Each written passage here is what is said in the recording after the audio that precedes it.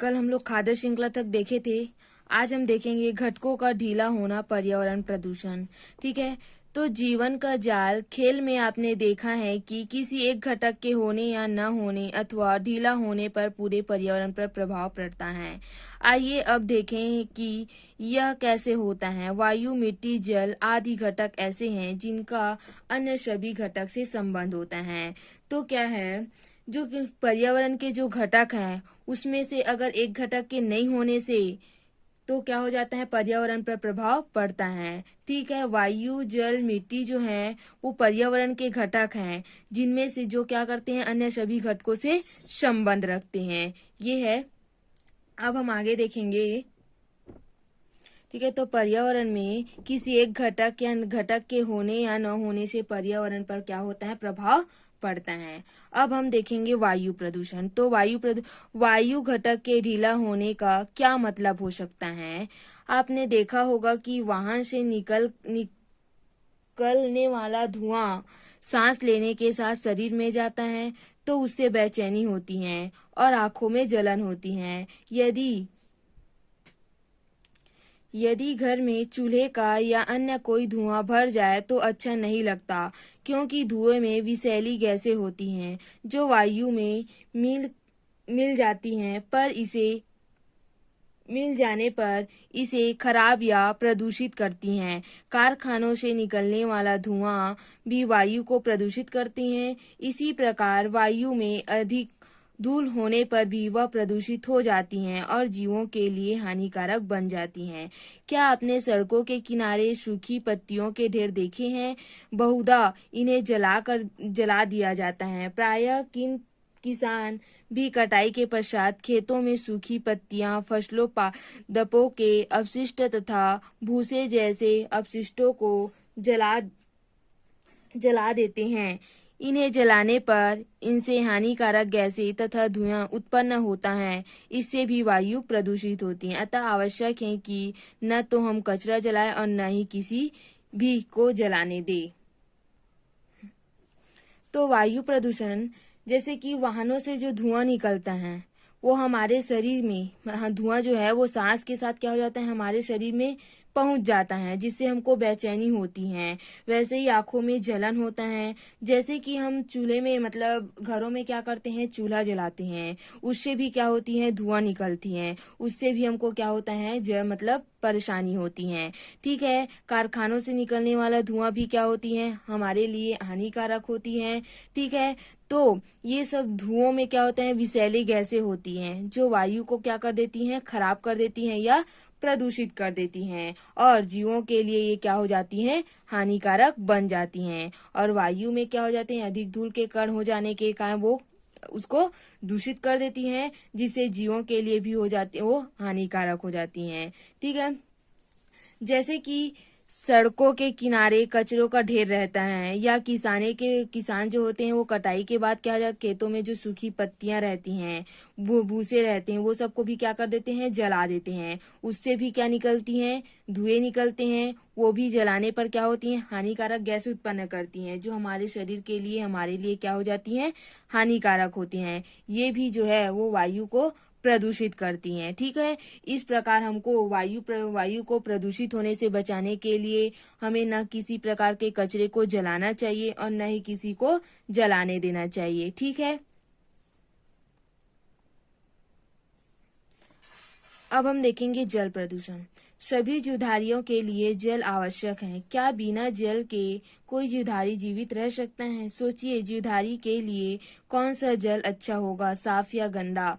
नलियों, गटरों आदि का गंदा पानी और कारखानों से निकलने वाला विषैला पानी नदी, नालों, तालाबों में मिलकर इसे गंदा करता है, जिससे कई जीवधारी मर जाते हैं तथा मनुष्य और बड़े जानवर बीमार हो जाते हैं। ठीक है, तो जीवधारियों को क्या होता है, जीवित रहने के लिए जल की आवश्यकता होती है। ठीक है, तो उनको साफ जल की आवश्यकता होगी। वैसे ही जैसे कि नालियों का पानी जो है और कारखानों से निकलने वाले जो गंदा पानी है, विषैला पानी है, वो नदी तालाबों में मिलकर क्या कर देता है, उसको गंदा कर देता है और उसमें जो जीवधारी रहते हैं उसके लिए क्या हो जाती है, वो हानिकारक हो जाते हैं। तो नदी नालियों के लिए जो नदी नालियों में जो रहने वाले जो जीव हैं वो क्या हो जाते हैं, मर जाते हैं। और बड़े मनुष्य और बड़े जानवर जो हैं वो क्या हो जाते हैं, बीमार हो जाते हैं। इस प्रकार हमको जल को प्रदूषण मतलब जल को दूषित नहीं करना चाहिए, उसको साफ स्वच्छ बनाए रखना चाहिए। ठीक है। अब हम देखेंगे वर्षा जल संग्रहण। बारिश के पानी को इकट्ठा करना, उसका भंडारण कर बाद में इसका उपयोग करना जल की उपलब्धता को बढ़ाने का एक तरीका है। इस प्रकार वर्षा के जल को एकत्र करना वर्षा जल संग्रहण कहलाता है। इसका मूल आधार है जल जहाँ गिरे वहीं एकत्र कीजिए। तो वर्षा जल संग्रहण, तो वर्षा जल जब बारिश होती है तो उसके पानी को क्या करना, इकट्ठा करना। वर्षा होती है तो उसके बारिश के पानी को इकट्ठा करना और इकट्ठा करने के बाद उसको क्या करके मतलब भंडार कर उसको बाद में हम उपयोग करते हैं। तो जल की उपलब्धता को बढ़ाने के लिए हम क्या करते हैं, उसका उपयोग करते हैं। मतलब इस प्रकार जो वर्षा के जल को एकत्र करना वर्षा जल संग्रहण कहलाता है। ठीक है। इसका मूल आधार ये है कि वर्षा जहाँ पर मतलब जल गिर रहे हैं वही जगह पर एकत्र कीजिए। ठीक है। मतलब वर्षा के जल को एकत्र करना वर्षा जल संग्रहण कहलाता है और इसका मूल आधार है कि जहाँ पर वर्षा हो रही है, जल गिर रहे हैं, वहीं पर उसको एकत्र करना चाहिए। तो पहला है वर्षा जल संग्रहण के तरीके। पहला है भवनों की छत पर एकत्रित वर्षा के जल को भंडारण टैंक में पाइपों द्वारा पहुंचाया जाता है। इस जल में छत पर उपस्थित मिट्टी के कण हो सकते हैं जिन्हें उपयोग करने से पहले नीचे बैठने दिया जाता है। ठीक है। इस जल को भंडारण टैंक में एकत्रित करने के स्थान पर सीधे ही पाइपों द्वारा जमीन में बने गड्ढे तक भी ले जाया जा सकता है, जहां से यह मिट्टी में रिसाव द्वारा भूमि के जल की पुनः पूर्ति करता है। भवन है तो भवन की छत में क्या किया जाता है, जल को एकत्रित किया जाता है और एकत्रित जल को भंडारण टैंक में पाइप द्वारा पहुंचाया जाता है। ठीक है। तो छत में क्या होता है, मिट्टी के छोटे छोटे कण होते हैं। तो उन कण को जल को उपयोग करने से पहले क्या किया जाता है, वो मिट्टी के कण को नीचे बैठने दिया जाता है, मतलब नीचे तली में बैठने दिया जाता है, जिससे क्या हो जाता है, जल को भंडारण टैंक में एकत्रित करने के स्थान पर उसे सीधा क्या कर दिया जाता है, जमीन में जो गड्ढे बने रहते हैं वहां तक सीधे पहुंचाया जा सके। ठीक है। इस प्रकार वो मिट्टी में जो रिसाव द्वारा भूमि के जल की क्या हो जाती है, पूर्ति हो जाती है। मिट्टी में जो रिसाव होती है वहां तक हमको जल पहुंचाना रहता है, तो भूमि को क्या हो जाती है, जल की पुनः पूर्ति हो जाती है। दूसरा है एक दूसरा तरीका है सड़क के किनारे बनी नालियों द्वारा एकत्रित वर्षा का जल सीधे भूमि में पहुंचने दिया जाता है। मतलब सड़क के किनारे क्या होते हैं, नालियां रहती हैं, उसमें हम वर्षा के जल को एकत्रित करते हैं। तो वो एकत्रित वर्षा के जल को क्या किया जाता है, जो गड्ढे बने रहते हैं, भूमि में नालियां बने रहती हैं, उसके द्वारा भूमि में सीधा पहुंचने दिया जाता है। ठीक है।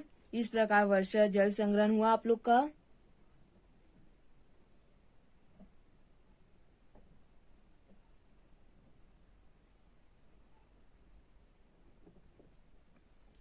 अब है भूमि प्रदूषण।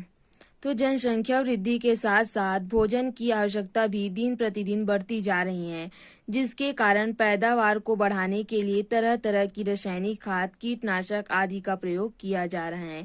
इनमें से कुछ रासायनिक पदार्थ ऐसे हैं जिनकी अधिकता भूमि को प्रदूषित करती हैं और धीरे धीरे उसकी उपजाऊ शक्ति को कम कर देती हैं। इसलिए खेतों में अधिक से अधिक प्राकृतिक खाद जैसे गोबर की खाद आदि का उपयोग करने की सलाह दी जा रही है।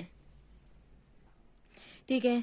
तो क्या है, जनसंख्या वृद्धि, तो जनसंख्या वृद्धि होती है तो जनसंख्या वृद्धि के साथ साथ जनसंख्या वृद्धि तो हो रही है, तो जनसंख्या वृद्धि हो रही है तो उसमें क्या भोजन की भी आवश्यकता होगी, तो भोजन की भी क्या होगी, ज्यादा आवश्यकता होगी। जब जनसंख्या की वृद्धि हो रही है तो भोजन की भी क्या होगी, ज्यादा आवश्यकता होगी।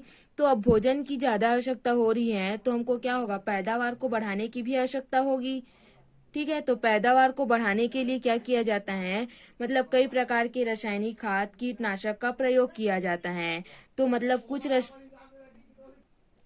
तो क्या होते हैं, कुछ रासायनिक खाद ऐसे होते हैं जो मतलब अगर हम मतलब अधिक उपयोग कर देते हैं तो भूमि को क्या कर देती हैं, प्रदूषित कर देती हैं। भूमि को प्रदूषित कर देती हैं जिससे भूमि की क्या हो जाती है, उर्वरा जो उपजाऊ जो होती है, उपजाऊ शक्ति कमजोर हो जाती है। ठीक है, भूमि की उपजाऊ शक्ति कमजोर हो जाती हैं। इसीलिए खेतों में अधिक से अधिक क्या किया जाना चाहिए, प्राकृतिक खाद जैसे गोबर की खाद का प्रयोग करने की सलाह दी जाती है। ठीक है,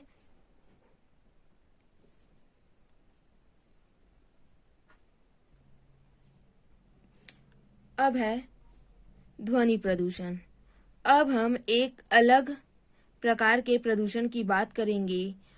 आप में से जो शहरों में रहते हैं उन्होंने देखा होगा कि सुबह होते ही सड़कों पर वाहन दौड़ने लगते हैं। वाहनों के इंजन और हॉर्न से तेज आवाज या ध्वनि निकलती है। अपन लगातार बहुत तेज आवाज कानों पर पड़ती रहे तो इससे मनुष्य के सुनने की क्षमता कम हो जाती है या वह बहरा हो जाता है। ध्वनि प्रदूषण का स्वास्थ्य पर भी खराब प्रभाव पड़ता है। मनुष्य की चिड़चिड़ा हो जाता है, उसे सिर दर्द, चक्कर आना आदि शारीरिक कष्ट हो सकते हैं। तो ध्वनि प्रदूषण क्या है, मतलब शोर। ठीक है, शोर हम शहरों में देखते हैं कि जैसे सुबह होते ही सड़कों पर वाहनों की आवाज सुनाई देती है। तो लगातार ध्वनि सुनाई देने पर, तेज आवाज सुनाई देने पर हमारे कानों पर क्या हो जाती है, कानों पर पड़ती हैं तो हमारे कान पर बुरा प्रभाव पड़ता है। ठीक है, तो जैसे मनुष्य के उसे तेज आवाज सुनने से मनुष्य की जो सुनने की क्षमता जो हो जाती है वो कम हो जाती है और मनुष्य बहरा भी हो जाता है। और ध्वनि प्रदूषण से स्वास्थ्य पर बुरा प्रभाव पड़ता है जिससे मनुष्य क्या हो जाता है, चिड़चिड़ापन हो जाता है, उसमें सिर दर्द होता है, चक्कर आना, ये सब शारीरिक कष्ट उन्हें होने लगता है। इसलिए हमें ध्वनि प्रदूषण पर को रोक लगाना चाहिए, ध्वनि प्रदूषण पर ध्यान देना चाहिए। ठीक है, अब देखेंगे वन संरक्षण, वृक्षारोपण एवं अन्य जीवों की सुरक्षा। मनुष्य अपने जीवन स्तर को ऊंचा उठाने के लिए निरंतर प्रयास करता रहा है। अपनी आवश्यकताओं की पूर्ति के लिए वह प्राकृतिक पर्यावरण को नष्ट कर रहे हैं तथा प्रत्यक्ष व अप्रत्यक्ष रूप से वनों और अन्य वन्य जीवों को भी हानि पहुंचा रहा है। तो मनुष्य क्या है, मनुष्य जो है वो अपने जीवन स्तर को क्या करने, स्तर को ऊंचा उठाने के लिए प्रयास तो कर रहे हैं, लेकिन वो ये नहीं देखते कि वो पर्यावरण को किस तरह से नुकसान पहुंचा रहे हैं। ठीक है, तो मनुष्य अपने जीवन स्तर को उठाने के लिए प्रयास कर रहे हैं तो उससे क्या होती है, जो प्राकृतिक पर्यावरण है उससे नष्ट हो जाती हैं। उसको ध्यान में रखते हुए मनुष्य को अपनी जीवन स्तर को ऊंचा उठाने का प्रयास करना चाहिए। तो जैसे कि वन में रहने वाले जो जीव हैं वनों की कटाई कर देते हैं तो वन में जो रहने वाले जो जीव हैं वो असुरक्षित हो जाते हैं, उसको क्या हो जाते हैं, हानि पहुंचते हैं। ठीक है, तो वनों की कटाई से वन्य जीवों का जीवन असुरक्षित हो गए हैं। पूर्व में आपने जाना है कि प्रत्येक क्षेत्र में एक खाद्य श्रृंखला चलती है। इस खाद्य श्रृंखला से कोई भी जीव हट जाए तो खाद्य श्रृंखला टूट जाती है, इससे प्राकृतिक असंतुलन उत्पन्न हो जाता है। ठीक है, वैसे ही हम खाद्य श्रृंखला देखते हैं तो खाद्य श्रृंखला में क्या होती है, खाद्य श्रृंखला एक जीव से मतलब एक दूसरे जीव से चलती रहती है। अगर उनमें से अगर एक जीव हट जाए तो खाद्य श्रृंखला क्या हो जाती है, टूट जाती है और इससे प्राकृतिक क्या हो जाती है, असंतुलन बन जाती है। प्रकृति में क्या हो जाती है, संतुलन उत्पन्न हो जाती है। वैसे ही प्रकृति में हमको अगर संतुलन बनाए रखना है तो वनों की कटाई नहीं करना चाहिए और वृक्षारोपण करना चाहिए, जिससे वन में रहने वाले जो जीव हैं उनको सुरक्षा के लिए क्या हो, अभ्यारण्य और राष्ट्रीय उद्यान बनाए रखना चाहिए, जिससे वन में रहने वाले जीव जो है वो क्या होगा, अपने लिए सुरक्षा महसूस कर सके। हमारे प्रदेश में कितना है, 3 राष्ट्रीय उद्यान है और 11 अभ्यारण्य है। हमारे प्रदेश में 3 राष्ट्रीय उद्यान है और 11 अभ्यारण्य है। ठीक है, ये हो गया वन संरक्षण, वृक्षारोपण और वन्य जीवों की सुरक्षा।